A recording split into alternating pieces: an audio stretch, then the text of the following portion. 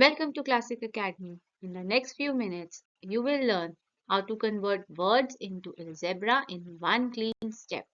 Practice with me, improve your speed and accuracy. So let's start the lesson now.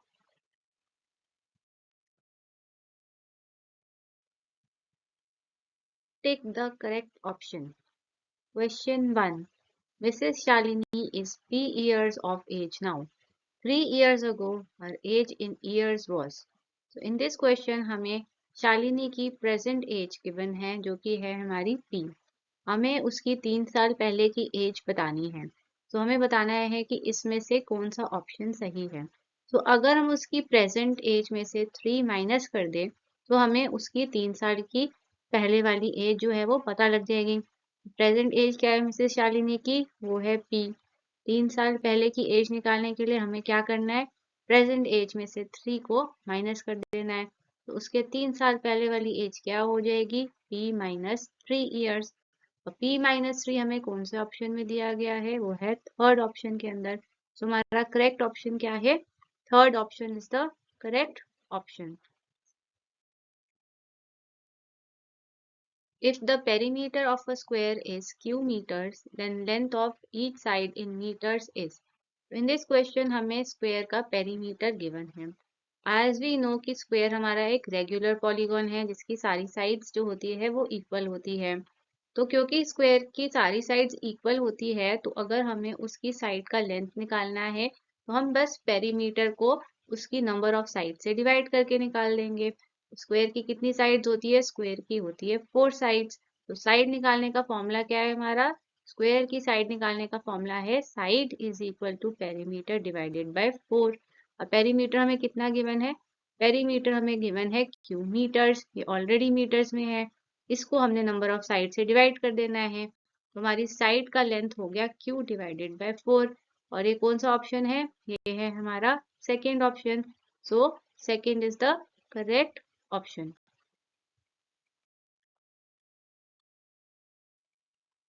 अब इस part के अंदर हमें एक एक्सप्रेशन ऑब्टेन करना है. जो हम k को मल्टीप्लाई करते हैं 2 से और फिर उसको सब्ट्रैक्ट कर देते हैं 5 से. तो अगर हम k को जब 2 से मल्टीप्लाई करेंगे तो हमारा वो टर्म क्या बनेगा? 2k. k इंटू 2 कितना हो गया हमारा? 2k. और इसको हमने सब्ट्रैक्ट किस में से करना है? 5 में से सब्ट्रैक्ट करना है. तो 5 में से सब्ट्रैक्ट करना है तो 5 हमारा पहले आएगा. तो 5 हमारा पहले आ गया. इसमें से हमने सब्ट्रैक्ट करना है k मल्टीप्लाइड बाय 2 जो कि हमारा था 2k. तो हमारा एक्सप्रेशन हो गया 5 माइनस 2k जो कि है हमारा ऑप्शन थर्ड. इसलिए third is the correct option. इस क्वेश्चन के अंदर हमने कुछ नोटबुक्स खरीदी है जिसका टोटल हमें लगा ₹T. उसमें से एक नोटबुक का प्राइस मतलब कि पर नोटबुक प्राइस है हमारा ₹40. तो हमने कुछ नोटबुक्स खरीदी. हमें नहीं पता हमने कितनी नोटबुक खरीदी है और हमें ये पता है कि हमारा टोटल अमाउंट स्पेंड हुआ है T.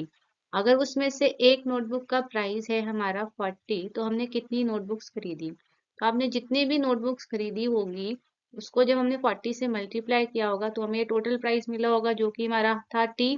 तो नंबर निकालने के लिए हम क्या करेंगे? क्योंकि 40 नंबर से मल्टीप्लाई हो रहा है तो वो टोटल से क्या हो जाएगा? डिवाइड. लीनियर इक्वेशन ऐसे ही सॉल्व होती है. नंबर ऑफ नोटबुक्स निकालने के लिए हमें क्या करना है? हमें टोटल प्राइस को पर यूनिट प्राइस से डिवाइड कर देना है. तो नंबर ऑफ नोटबुक्स हो जाएगी हमारी T बाय 40 जो कि है हमारा ऑप्शन नंबर थर्ड. तो इसलिए third is the correct option.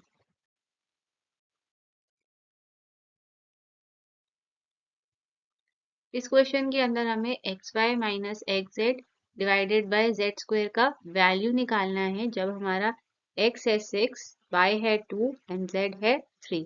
सबसे पहले हम इन वैल्यूज को इस एक्सप्रेशन में पुट कर लेते हैं. सबसे पहला टर्म है हमारा xy मतलब कि 6 इंटू 2. x की जगह हम पुट करेंगे 6 और y की जगह पुट करेंगे 2. तो xy हो जाएगा हमारा 6 into 2 minus xz. X Z मतलब x इंटू जेड. एक्स है हमारा 6 और z है हमारा 3. तो यहाँ पे माइनस हो जाएगा हमारा 6 इंटू 3. और इस पूरे डिफरेंस को हमने डिवाइड करना है z स्क्वायर से. जेड स्क्वायर मतलब कि जेड इंटू जेड, हम जेड को अपने आप से 2 बारी मल्टीप्लाई कर रहे हैं, दैट इज 3 का square which is 3 into 3। 6 into 2 हो गया हमारा 12 माइनस 6 इंटू 3 हो गया हमारा 18 और 3 का स्क्वायर दैट इज 3 इंटू 3 हो गया हमारा 9। अब हम देखेंगे यहाँ पे दोनों के साइन डिफरेंट है तो दोनों हो जाएंगे सब्ट्रैक्ट। 18 में से 12 जाएगा तो हमारे पास बचेगा 6 एंड 18 बड़ा है और वो नेगेटिव है इसलिए -6 और नीचे 3 इंटू 3 हो गया हमारा 9। अब इसको हम और ज्यादा सिंप्लीफाई कर सकते हैं क्योंकि इसका हाईएस्ट कॉमन फैक्टर अभी हमारे पास आ रहा है दैट इज 3। हम दोनों को 3 से कट कर देते हैं, हो जाएगा हमारा 3 टू ज़ा एंड ये हो जाएगा हमारा 3 3 ज़ा। सो 2 एंड 3 के अंदर अब हमारे पास कुछ कॉमन नहीं बचा है, सो अब हम लोएस्ट टर्म पे पहुंच गए हैं। तो हमारा फाइनल आंसर हो गया -2/3। -2/3 हमारा कौन सा ऑप्शन है, जो कि हमारा first option, so first is the correct option. B part is answer the following questions. The mom has a sum of rupees X. She spent 3,000 on grocery and 2,000 on milk. Write the algebraic expression for the amount left with her. Mummy के पास थे total X rupees. इस X rupees में से उन्होंने 3,000 जो है वो spend कर दिए ग्रोसरी में और एक और 2,000 उन्होंने स्पेंड किया है मिल्क पे। टोटल उन्होंने कितना स्पेंड किया, 3,000 2,000 कितना हो गया हमारा टोटल 5,000।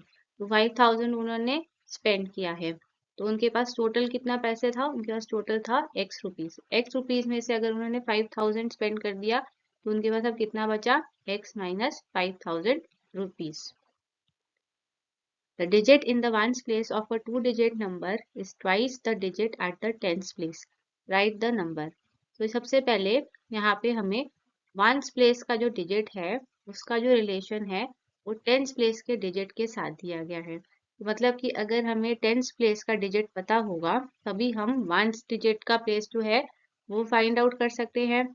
तो सपोज हम लेते हैं कि टेंस डिजिट पे हमारा जो टेंस प्लेस पे जो डिजिट था वो था हमारा एक्स, तो फिर वंस डिजिट पे उसके डबल था तो उसका डबल क्या हो गया हमारा 2x। अब यहाँ पे बच्चे बहुत ज्यादा कंफ्यूज हो जाते हैं कि हम डिजिट की बात कर रहे हैं, मतलब कि ये जो है ये सारी हमें फेस वैल्यू दी गई है और नंबर बनाने के लिए हम फेस वैल्यू को प्लेस से मल्टीप्लाई करते हैं और फिर उनको ऐड करते हैं तब हमारा नंबर बनता है। जैसे कि ये जो टेंस प्लेस वाला डिजिट है उसका फेस वैल्यू है x, तो उसका प्लेस वैल्यू क्या होगा, उसका प्लेस वैल्यू होगा 10 इंटू एक्स। दैट इज वो कौन सी प्लेस में है, वो टेंस की प्लेस में है और टेंस की प्लेस का फेस क्या है, उसका फेस है एक्स, तो हमारा 10 इंटू एक्स। जैसे हमारा नंबर सपोज 24 है तो 24 में हम जो 2 है टेंस की प्लेस में उसको 2 इंटू 10 करके लिखते हैं, वैसे ही ये x समझ लो हमारा वो 2 है तो इसको हम 10 इंटू एक्स करके लिखेंगे जब हम नंबर फॉर्म करेंगे, तो ये हो जाएगा हमारा 10 इंटू एक्स। और वंस वाला जो प्लेस है वो हमारा है 2x, उसका जो फेस वैल्यू है वो हमें दिया हुआ 2x और प्लेस हमारी वंस की है, तो जब हम इसका वैल्यू निकालेंगे तो वो क्या हो जाएगा 1 इंटू 2x। जैसे अगेन 24 वाले नंबर के अंदर जो 4 है वो उसका फेस वैल्यू भी है और you can say place value भी है, क्योंकि वो वंस पे मतलब कि 1 इंटू 4 करके बना है, तो सेम हम उसकी फेस वैल्यू को उसकी प्लेस से मल्टीप्लाई करेंगे तो तभी हमारा नंबर फॉर्म होगा, तो ये हो जाएगा 1 इंटू 2x। 10 इंटू एक्स हो गया हमारा 10x, 1 इंटू 2x हो गया हमारा 2x। अब ये दोनों है हमारे लाइक टर्म्स तो ये दोनों हो जाएंगे ऐड। 10 प्लस 2 हो गया हमारा 12 और फाइनल आंसर हो गया हमारा 12x। If a notebook costs rupees P and a pencil costs rupees X, what will be the cost of two notebooks and three pencils? इसमें हमें एक नोटबुक का कॉस्ट गिवन है दैट इज रुपीज P और हमें कितनी notebooks का cost चाहिए, टू नोटबुक्स का। 1 to many निकालने के लिए हम क्या करते हैं, मल्टीप्लाई करते हैं। तो अगर हमारा एक नोटबुक का कॉस्ट है P तो टू नोटबुक्स का क्या हो जाएगा 2 into P that is rupees 2P। अब हमें एक पेंसिल का कॉस्ट यहाँ पे गिवन है रुपीज S और हमने कितनी पेंसिल्स खरीदी है 3 पेंसिल्स। अगेन 1 to many निकालने के लिए हम क्या करेंगे मल्टीप्लाई। तो अगर कॉस्ट ऑफ 1 पेंसिल है हमारा S और हमें 3 पेंसिल्स का कॉस्ट निकालना है तो हमारा प्राइस हो जाएगा 3 into S, that is 3S। अब हमें बताना है कि 2 नोटबुक्स एंड 3 पेंसिल्स का टोटल कॉस्ट क्या होगा। 2 नोटबुक्स का कॉस्ट था हमारा 2T और 3 पेंसिल्स का कॉस्ट है हमारा 3S। तो टोटल हो जाएगा जब हम इन दोनों को ऐड कर देंगे। इन दोनों को ऐड करेंगे तो हमारा क्या बनेगा 2P plus 3S। P and S जो है वो दोनों डिफरेंट वेरिएबल्स हैं एंड वी नो कि डिफरेंट वेरिएबल्स जो है वो अनलाइक टर्म्स में जाते हैं, उनको हम ऐड नहीं कर सकते। तो हमारा फाइनल आंसर यही हो गया ₹2P plus 3S। What will you get if 3 times x is subtracted from the largest 2-digit number? हमें 3 times x को सब्ट्रैक्ट करना है लार्जेस्ट 2-digit नंबर से। अब हमारे 2-digit नंबर्स कहाँ पे एंड होते हैं? हमारे 2-digit नंबर एंड हो जाते हैं 99 पे, क्योंकि उसके बाद हमारा शुरू हो जाता है 100, दैट इज 3-digit नंबर। तो इसीलिए हमारा लार्जेस्ट 2-digit नंबर हो गया 99। अब हमें इसमें से सब्ट्रैक्ट करना है 3 टाइम्स x। 3 टाइम्स x का मतलब हो गया 3 into x, that is 3x। अब इसको हम 99 से तो सब्ट्रैक्ट कर देंगे तो हमारा एक्सप्रेशन क्या बनेगा 99 माइनस 3x। अब 99 और 3x दोनों अनलाइक टर्म है, क्योंकि 99 हमारा कांस्टेंट है और 3x हमारा वेरिएबल वाला टर्म है, इसलिए ये फर्दर सॉल्व नहीं हो सकते और ये हमारा फाइनल आंसर है।